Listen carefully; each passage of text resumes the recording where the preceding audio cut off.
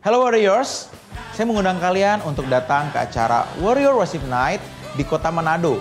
Tepatnya pada tanggal 23 Juni 2023 di Geraha GSKI Philadelphia, kota Manado.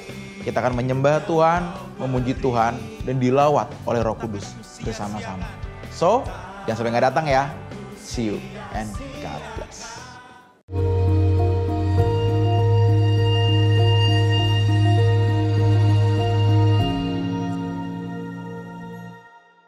Shalom saudara, kita kembali Abam episode 682. Dari pria Hulu Sungai Tengah Kalimantan Selatan, Hulu Sungai Tengah.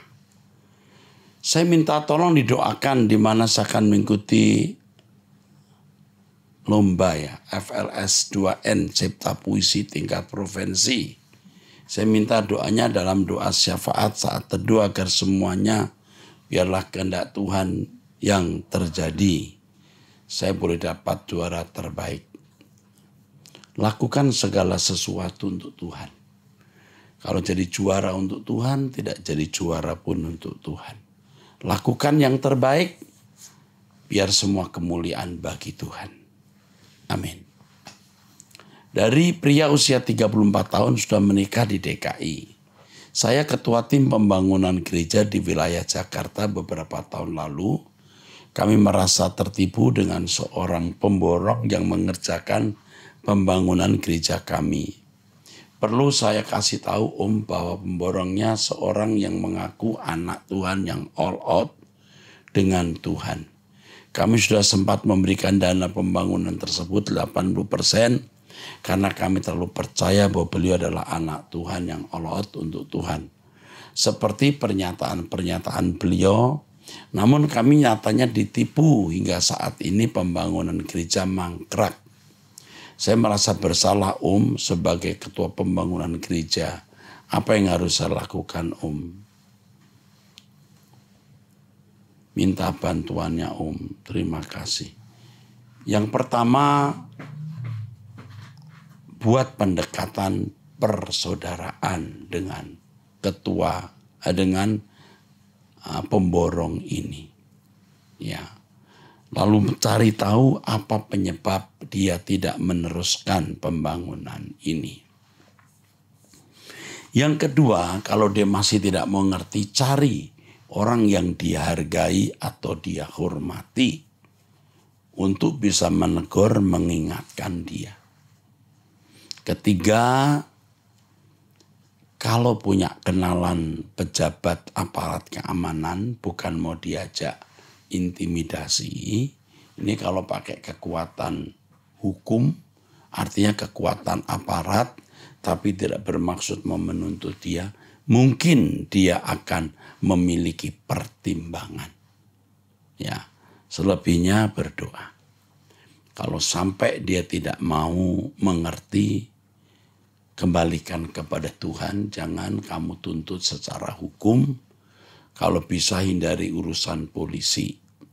Tetapi kalau ada aparat yang baik, seorang anak Allah, kalau bisa seorang pelayan Tuhan juga untuk mengingatkan dia. Tapi kalaupun dia masih berkeras, lepaskan uang itu, dia tidak akan menjadi kaya karena uang yang dia ambil, dan Tuhan akan menolong pembangunan gerejamu. Itu pekerjaan Tuhan. Tuhan pasti akan tolong. Ya, oke. Dari seorang pria usia 37 tahun sudah menikah cempaka putih. Pak Eras, semoga Bapak sehat selalu ya. Saya sudah menganggap Pak Eras seperti Bapak saya sendiri agar saya tidak salah melangkah. Saya ingin meminta pendapat Bapak. Saya ditawari oleh teman saya jadi seorang driver. Namun saya harus membayar uang masuk sebesar 6 juta rupiah. Dosakah saya bila saya membayar dan bekerja di tempat itu? Kalau memang itu pekerjaan yang baik, dia menjadi semacam makelar atau broker. Dia merasa layak menerima goodwill, bagi saja. Kalau kamu tidak sanggup uang itu, kamu bisa nanti kalau dapat gaji kamu cicil per bulan 500.000. Tapi kalau 6 juta ini terlalu besar.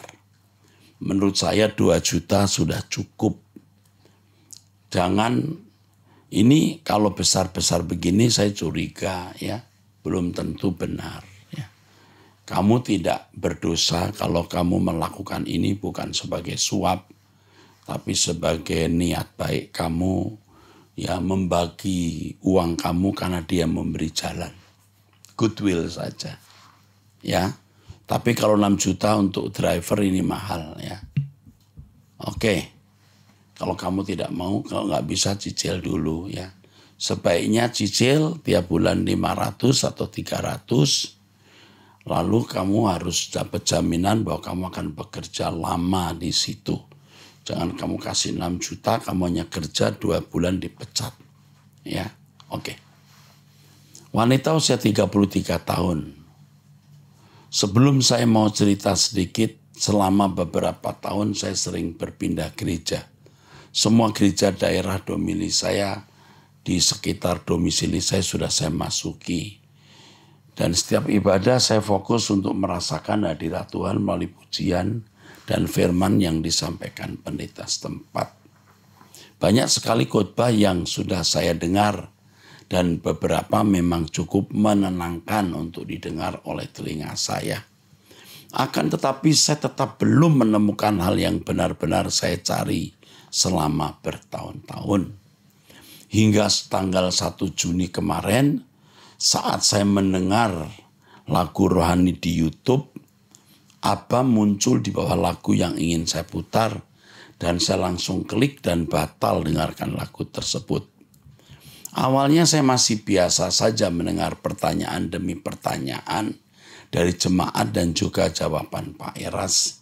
Hingga saya mendengar kalimat yang Bapak ucapkan, mari berkemas-kemas bersama saya kita ke surga. Puji Tuhan, ini yang saya cari selama ini, Pak. Saya sangat bersyukur saat itu juga sekarang saya seperti memulai hidup baru, Pak. Saya semakin yakin bahwa pelaku firman sungguh ada bukan hanya pembaca firman. Saat saya dengar Pak Eras berkata usia Bapak sudah 64 tahun, saya berdoa kepada Tuhan supaya Bapak jangan pulang dulu. Saya ingin belajar lebih banyak lagi dari Pak Eras, meninggalkan hidup lama, dan berkemas-kemas untuk ikut ke surga. Saya selalu ya Pak. Oh ya Pak, bagaimana cara saya memperoleh buku tulisan Pak Eras? Dikarenakan jika hanya menonton dari YouTube online, sering harus berulang dengan volume keras karena pendengaran saya sudah rusak sejak kecil Pak. Oh, usiamu 33 tahun, telingamu sudah bermasalah ya. Oke, kamu akan segera mendapatkan buku dari saya. Bukan satu kali, bukan satu buku. Beberapa buku dan jika perlu sebanyak-banyaknya. Asal dibaca. Tuhan memberkati. Dari pria usia 25 tahun belum menikah di Manado, Sulawesi Utara. Pak Erastus, saya seorang pemuda, saya mau bertanya apa berdosa jika mendengarkan lagu-lagu rohani namun pencipta lagu rohani tersebut masih hidup dalam dosa. Tidak semua lagu rohani itu memberkati. Lagu rohani itu ada nafas atau jiwanya. Jika nafas jiwa lagu itu tidak mengangkat kita ke dalam kehidupan yang berkenan, jangan didengar. Nah, ada penulis lagu rohani yang waktu dia menulis diurapi Roh Kudus, dipimpin Roh Kudus, sehingga lagu rohani itu punya nafas yang baik. Tetapi kemudian dia jatuh dalam dosa. Lagunya belum tentu tidak patut dia dengar. Ya, dia jatuh dalam dosa, tapi lagunya adalah lagu yang pernah dipimpin Roh Kudus. Dan dia juga masih bisa bertobat. Jadi mungkin menurut saya masih bisa didengar. Ya, atau dinyanyikan. Oke. Saya teruskan dengan pria usia 32 tahun. Ya, lajang wirausaha. Maaf, saya jemaat dari luar gereja Rehoboth, tapi saya butuh petunjuk Pak Eras. Saya sudah ikut Tuhan lama, saya bertobat sudah tahun 2015 dan memohon untuk memulihkan keuangan saya. Tetapi keuangan saya tidak dipulihkan. Padahal saya hanya meminta cukup dari Tuhan. Saya sudah berusaha sebisa saya, tapi tidak ada hasilnya. Apakah ada yang salah dari saya sehingga Tuhan tidak membantu saya? Dan saya ingin tahu apa yang membedakan jika masalah yang Tuhan inginkan kita hadapi atau masalah yang karena kesalahan kita sendiri. Saya benar-benar ingin dipulihkan di masalah keuangan ini karena saya sudah berusia 32 tahun dan banyak wanita menolak saya karena keuangan saya. Yang terakhir, wanita menolak kamu karena keuangan, belum tentu. Dengan tulisan ini menunjukkan bahwa kamu tidak cerdas. Jangan begitu. Kamu ditolak itu belum tentu karena kamu tidak punya uang. Tidak sedikit wanita menikah dengan pria yang tidak punya uang. Coba kamu periksa dulu penampilan kamu, manner atau sikap kamu yang membuat wanita tidak mau dekat. Dari kamu mengatakan banyak wanita menolak saya karena keuangan saya, ini menunjukkan kamu tidak matang. Ya, kamu tidak dewasa. Tulisan ini menunjukkan bahwa kamu itu ada unsur mau menang sendiri dan egois.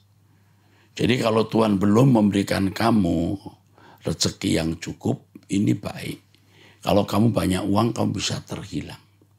Sekarang yang penting kamu bisa hidup dari hari ke hari. Asal ada makanan dan pakaian cukup. Kamu perbaiki mannermu, sikapmu, kelakuanmu. Kamu tidak jauh dari berkat Tuhan. Percaya, ya. Saya pernah muda seperti kamu. Tapi kamu belum pernah tua seperti saya, kan? Turuti nasihat saya ini. Cari Tuhan dulu. Perbaiki sifat-sifatmu. Tuhan akan menolong kamu. Kamu sekarang sebenarnya sedang marah. Marah terhadap keadaan dan marah terhadap Tuhan. Teduhkan jiwamu. Dengar khotbah Om Eras. Doa bersama saya. Nanti kamu akan dipimpin Tuhan untuk membedakan apakah masalah yang kamu hadapi karena kesalahanmu atau karena Tuhan mau mendewasakan atau menyelamatkan kamu. Tuhan Maha Cerdas. Ingat, Dia Bapa yang baik. Dia tidak berdagang dengan kamu. Ya, Dia Bapa yang sangat baik. Percayalah, berubahlah karaktermu supaya kamu bisa dipercayai Tuhan dan tidak menjadi jauh dari Tuhan, bahkan jatuh dalam dosa kalau kelimpahan berkat. Ingat, yang penting sekarang bertumbuh dalam kedewasaan dan kesempurnaan. Amin. Dari ibu rumah tangga usia 56 tahun, 5 anak, Jambi. Pak Eras, saya wanita umur 56 tahun, ibu rumah tangga. Saya bersyukur menemukan channel Pak Eras ini. Banyak yang saya tahu tentang aturan Alkitab. Banyak yang saya tahu tentang aturan Alkitab. Kami punya anak 5. Pertanyaan saya, anak yang kedua sudah berumur 27 tahun. Tapi waktu dalam kandungan setelah saya tahu saya hamil, anak kedua ini saya berusaha membuang. Karena sangat dekat umurnya dengan anak yang pertama dan merasa repot mengurusnya. Dan pada waktu itu saya belum tahu kalau melakukan itu adalah dosa. Dan sekarang kalau ingat, sering saya minta ampun sama Tuhan dan menangis. Pertanyaan saya, apakah kami sebagai orang tua perlu minta maaf kepada anak kami ini? Tidak perlu. Minta ampun kepada Tuhan. Dan bila perlu, anak tidak perlu tahu. Dan apakah ada hubungannya dengan kesehatan saya? Karena dari dulu sering saya sakit-sakitan, tapi sakit yang bisa dibawa untuk beraktivitas dan saya hanya berdoa saja kepada Tuhan untuk kesembuhan saya dan sembuh, tapi muncul lagi berganti-ganti keluhan. Apakah ada hubungannya Pak dengan cerita yang di atas tadi? Oke, kalau sampai anak tahu bahwa Anda pernah mau menggugurkan anak itu, Ya, ini ibu usia 56 tahun, 5 anak di Jambi. Kalau anak ini tahu, kau minta maaf. Kalau sudah tahu, kalau tidak tahu, tidak usah diberitahu. Minta ampun kepada Tuhan dan jangan ingat-ingat lagi. Kamu sering ingat dan sampai menangis. Kamu tidak percaya pengampunan Tuhan kah? Tuhan mengampuni, Tuhan melupakan. Lupakan. Tuhan sudah mengampuni, lalu lupakan dalam nama Yesus. Oke? Sekarang yang ibu lakukan mencari Tuhan dengan sungguh-sungguh, Tuhan akan memberikan ibu keteduhan. Jaga kesehatan dengan pola makan yang baik, olahraga, ada gerak, ya. Tuhan akan memberikan kekuatan. Udah cukup, ya. Dan jangan mengistimewakan anak kedua karena Anda pernah merasa berbuat salah. Biasa-biasa aja. Ya, rata mengasihi anak-anak. Tuhan berkati. Ibu rumah tangga usia 36 tahun menikah di Bekasi. Pak, saya wanita usia 36 tahun memiliki 3 anak. Saat ini saya sedang mengalami pergumulan pernikahan. Gini. Pak, saat ini mengalami pergumulan. Pernikahan saya sedang tidak baik-baik saja. Sebelumnya saya bekerja dan karena pandemi saya di PHK. Saat ini saya full ibu rumah tangga aja. Sebelum suami tidak pernah bersikap kasar sama saya, Pak. Sebelumnya. Tapi sejak saya tidak bekerja, sikap beliau berubah kepada saya. Akhir-akhir ini beliau bersikap kasar sama saya, Pak. Sejak bulan Maret yang lalu hubungan kami menjadi sangat panas. Sejak dia pernah memukul saya. Dan saya melawan beliau. Saya juga berkali-kali diusir dari rumah dengan alasan tidak becus mengurus rumah tangga. Segala keuangan rumah tangga beliau yang pegang. Sejak dari awal menikah saat ini pernikahan sudah 10 tahun dan saya tidak punya hak atas harta yang kami dapatkan sejak di pernikahan. 3 anak ya. Ketika beliau emosi dengan alasan yang kadang saya tidak mengerti, beliau akan berkata kasar kepada saya, Pak, dan itu akan melukai hati saya kembali. Bagaimana ya Pak cara saya bersikap kepada beliau? Beliau sering mendiamkan saya, Pak. Saya sangat berharap, saya selalu berusaha. Saya sangat berharap dan saya selalu berdoa agar saya bisa memaafkan dan mengampuni beliau. Tapi terkadang saya sedang berusaha mengampuni beliau. Saya selalu teringat sikap beliau kepada saya, Pak. Sikap beliau sering akan terulang kembali. Bagaimana solusinya? Saya perlu konseling, Pak. Saat ini saya stres dan saya takut anak-anak saya menjadi trauma melihat percekcokan orang tua. Oke, yang pertama, kamu ya banyak mulut juga. Kamu banyak mulut, kamu sering melawan dia. Dan ini membuat dia tambah benci dan bisa menaruh dendam dan berusaha untuk menyakiti kamu. Suamimu memang tidak dewasa dan bengis. Dia kejam dan punya ketegaan. Yang kamu lakukan, kamu ikuti yang saya bicara ya. Pertama, diam. Mengalah, diam. Sampai di mana dia mau memperlakukan kamu. Ada Tuhan Allah yang hidup. Ingat ya, diam mengalah. Serahkan ke Tuhan semua. Tuhan akan bertindak. Lalu kamu ikuti doa pagi bersama saya, dengarkan khotbah saya. Bertumbuh dewasa. Seolah-olah kamu tidak punya masalah. Kamu tidak dapat uang yang cukup, tidak dapat harta. Kamu jalani hari ke hari. Kamu akan memperoleh apa yang kamu butuhkan. Dalam nama Tuhan Yesus Kristus kamu akan dibela Tuhan. Bapa di surga menolong wanita ini. Asal kamu gak banyak bicara, tidak melawan lagi. Mengalah, diam. Kalau kamu mengalah, kamu diam, percekcokan tidak ada. Yang ada dia perlakukan kamu kasar, tapi kamu tidak membalas. Dan itu akan menjadi inspirasi dan pelajaran yang berharga untuk anak-anakmu. Di mana kamu memberi contoh bagaimana perilaku orang Kristen yang serupa dengan Yesus. Lakukan ini. Kamu akan belajar untuk menahan diri, ini tidak mudah. Tapi lama-lama kamu akan sanggup dan menjadi irama hidupmu. Irama tetap hidupmu. Selamat berjuang. Saya sudah berdoa tadi menyerahkan kamu dalam tangan Bapa di surga. Amin. Dari wanita usia 41 tahun sudah menikah Jakarta Barat. Pak Era, sebelum saya ingin mengucapkan terima kasih atas program-program dari Truth ID yang banyak mengubah hidup saya dan keluarga. Saya pecinta suara kebenaran sejak tahun 2017. Tetapi saya sudah mengenal Pak Eras lewat khotbah-khotbah dari YouTube tahun 2010 dan masih setia hingga saat ini. Saya berjemaat di GSKI. Saat ini saya tetap sangat intens mendengarkan hampir semua program yang ada di Truth ID. Jika berkenan, apakah ada chord-chord biola dari lagu-lagu Pak Eras agar anak-anak saya bisa memainkan musik biola dari lagu-lagu Pak Eras? Terima kasih atas bantuannya. Ya, melampirkan video dengan caption. Ya, Matthew usia 3 tahun belum main masih sangat dasar. Oke. Nanti akan dikirimi lagu saya yang ada notnya ya. Ada, tolong nomor teleponnya. Kirimi lagu saya yang ada notnya. Hubungi ke sekretariat ya. Jangan tidak dijawab. Ini akan kami jawab ya Bu. Saya sampaikan ke staf saya untuk dikirimi lagu saya yang ada notnya. Atau kalau nggak salah sudah ada di YouTube nggak? Di website lagu saya dengan ada notnya. Pokoknya usahakan untuk dihubungi ibu ini. Dari seorang ibu rumah tangga usia 31 tahun menikah Depok, Jawa Barat.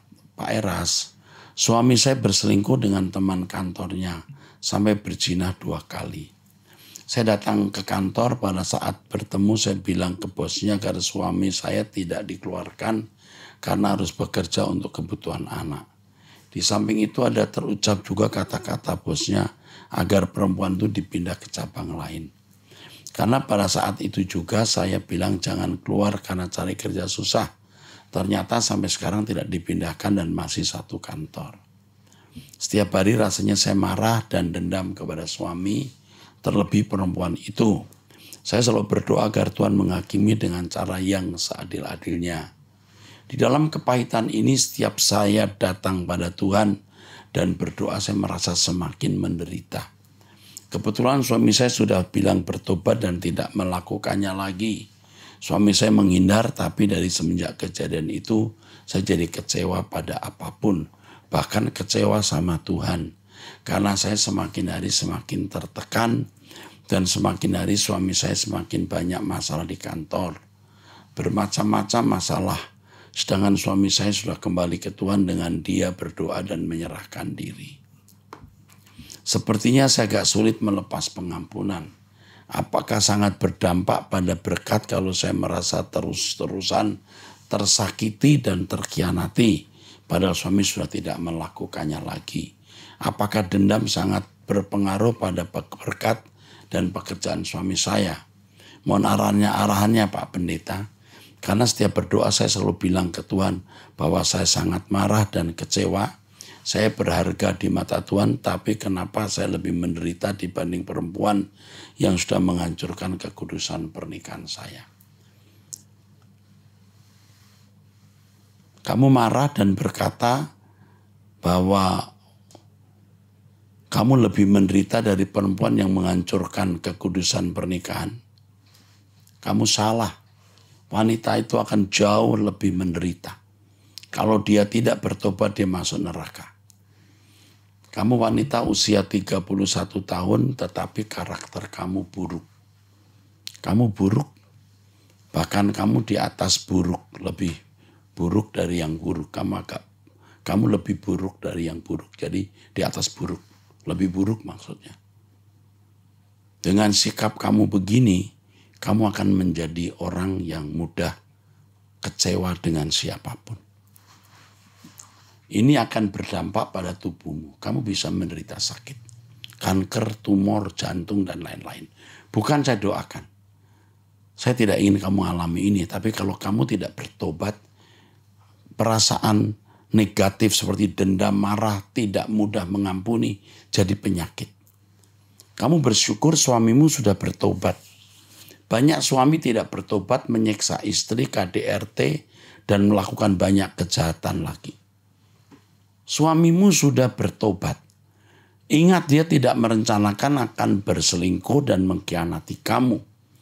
Setan telah mengarahkan dia untuk melakukan kesalahan, menghancurkan rumah tanggamu. Tapi puji Tuhan, dia bertobat. Kau masih marah. Bahkan kau marah kepada Tuhan. Kalau kau marah kepada Tuhan, namanya kamu untung apa?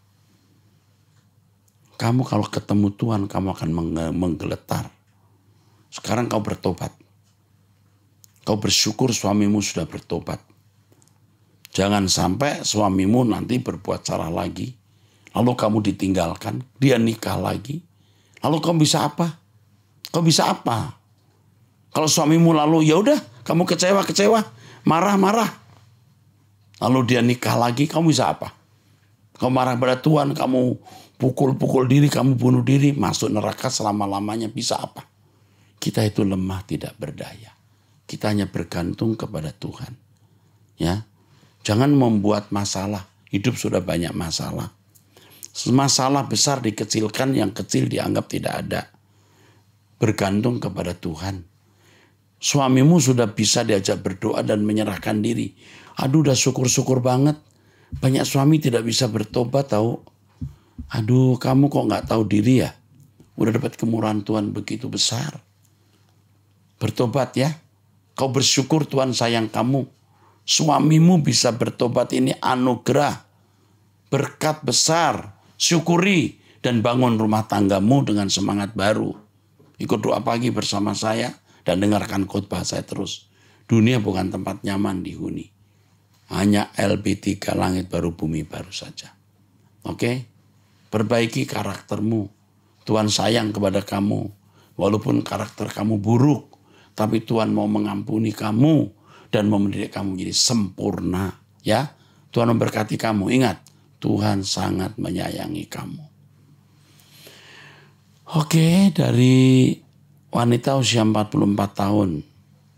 Salam Pak, saya mau bertanya tentang Matius 7 ayat 6. Jangan memberikan barang yang kudus kepada anjing dan memberikan mutiara kepada babi. Lalu di terjemahan lain, janganlah memberikan ajaran yang mengandung hikmat rohani kepada orang yang tidak mengenal Tuhan. Di perjanjian lama saya menemukan ayat Amsal 9 ayat 6-9. Buanglah kebodohan, maka kamu akan hidup dan ikutlah jalan pengertian. Siapa mendidik seseorang, pencemooh mendatangkan cemooh pada dirinya.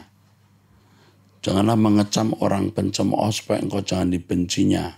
Kecamlah orang bijak, maka engkau akan dikasihinya, dan seterusnya. Apakah maksudnya kita tidak boleh memberitakan firman Tuhan kepada orang yang tidak mengenal Tuhan? Tuhan mengajarkan kita untuk memberitakan Injil kepada siapapun. Tapi Tuhan juga memberikan pesan, kalau sebuah kota telah mendengar Injil lalu menolak kamu, kebaskan debu dari kakimu, artinya ya sudah, tinggalkan dia. Kita kalau sudah memberikan kebenaran atau memberikan Injil kepada seseorang, orang menolak, ya sudah. Jangan bicara lagi. Bahkan kalau kita melihat orang itu memang tidak menghargai firman Tuhan, nggak usah bicara firman Tuhan kepada orang seperti itu. Atau orang sudah kamu nasihati, kamu peringatkan, tapi dia tidak mau mengerti. Dia menghina perkataanmu. Nggak usah bicara lagi dengan orang itu mengenai kebenaran. Kebenaran firman Tuhan, nasihat yang baik untuk orang yang patut mendengarnya, yang mau menghargai. Jika tidak usah. Ini maksudnya. Pak, saya ada di suatu wadah gereja selama 4 tahun, tapi saya kurang cocok dengan pengajarannya. Saya tidak ingin menghakimi pengajaran ini. Ya. Bagian ini tidak perlu diucapkan, cukup Bapak baca. Oke. Saya tidak menghakimi pengajaran ini, tapi dari hati saya sebenarnya tidak cocok dengan pengajaran ini. Saya lebih suka khotbah Pak Eras yang mengajarkan kekekalan hidup benar di hadapan Tuhan dapat mengubah hidup orang. Biasanya setelah pulang dari gereja ini, saya juga ikuti mendengarkan khotbah Pak Eras di YouTube. Pertanyaannya, bagaimana saya harus mengambil sikap terhadap gereja ini? Apakah saya boleh meninggalkan gereja ini? Dikarenakan ya tidak membangun kehidupan rohani saya. Oke, kamu tulis butir-butir pengajaran yang memang itu tidak membuat orang dewasa. Jadi yang kamu lakukan, kamu ingatkan pendeta itu. Beritahu, Pak, kebenaran itu begini begitu. Kalau sampai dia tidak mau, kamu tinggalkan gereja itu. Kecuali kamu punya kesempatan memberkati mereka, paling tidak anggota gereja yang lain. Tapi jika itu tidak mungkin, ya kamu pindah gereja. Pindah gereja bukan karena kepahitan, tetapi karena kamu mau menjadi berkat di gereja itu, di gereja baru itu. Tapi kalau di gereja ini kamu masih bisa jadi berkat, ya kamu tidak ditolak, jadilah berkat di gereja ini. Ajarkan kebenaran ke gereja itu. Ya, buatlah satu komunitas untuk belajar suara kebenaran. Ya, buatlah komunitas ini. House of Truth. Ya, kami akan membimbingnya. Oke, sampai jumpa di episode yang akan datang. Tuhan berkati.